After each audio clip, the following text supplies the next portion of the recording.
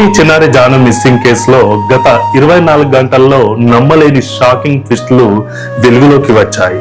పాప ఆచూకీ చెప్తుందనుకున్న పెంపుడు కుక్క కథ విషాదంతం కావడం, రంగంలోకి ఎన్డీఆర్ఎఫ్ బృందాలు దిగడం ఈ కేసులో ఒక తీవ్రమైన మలుపు తిప్పింది.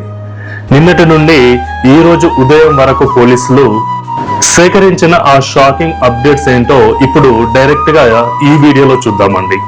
ఈ కేసులో నిన్న జరిగిన అత్యంత కీలకమైన పరిణామం పాపతో పాటు వెళ్లిన ఒంటి నిండా గాయాలతో తిరిగి వచ్చిన పెంపుడు కుక్క. ఈ పెంపుడు కుక్క మరణించడం. అవును, ఆ కుక్కే ఈ మిస్టరీ ఛేదిస్తుందని పోలీసులు దానికి GPS ట్రాకర్ ని కూడా పెట్టారు. కానీ నిన్న ఆ కుక్క చనిపోయింది. నిన్ననే ఎన్ సురవరం పశువుల ఆసుపత్రి ప్రత్యేక వైద్య బృందం ఆ కుక్కకు పోస్ట్ మార్టం పూర్తి చేసింది. దాని శరీరం నుండి కీలక నమూనాలను సేకరించి విశాఖపట్నం ఫోరెన్సిక్ ల్యాబ్ కి పంపించింది.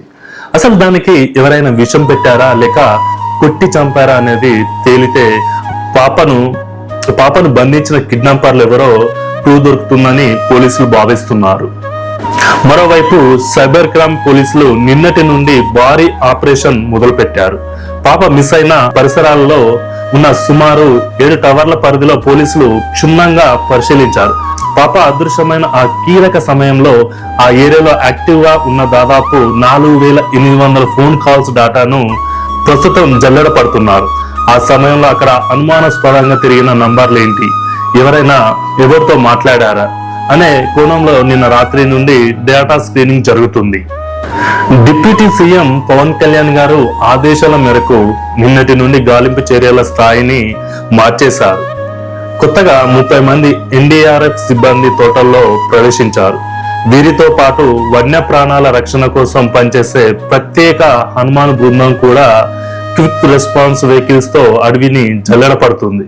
గత 2 రోజులుగా రాత్రి వేళల్లో కూడా వేడిని, బాడీ హీట్ గుర్తించగల అత్యాధునిక థర్మల్ డ్రోన్ కెమెరాలను వాడుతున్నారు.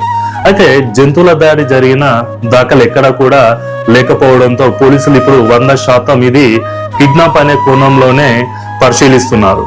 అక్కడ పనిచేసే వరుస కూలీలను తీవ్రంగా విచారిస్తున్నారు. పెంపుడు కుక్క చనిపోవడంతో కేసు మరింత క్లిష్టంగా మారింది. ఇప్పుడు ఫోరెన్సిక్ రిపోర్టు మరియు ఆ 4800 ఫోన్ కాల్స్ డేటా పైన పోలీసుల ఆశలన్నీ ఉన్నాయి. ఆ చిన్నారి క్షేమంగా తిరిగి రావాలని మనమంతా కోరుకుందాం. ఈ రోజు లేటెస్ట్ అప్డేట్ తో మీ అభిప్రాయాన్ని కామెంట్ చేయండి. మరిన్ని లైవ్ అప్డేట్ కోసం మన ఛానల్ ని సబ్స్క్రైబ్ చేసుకోండి.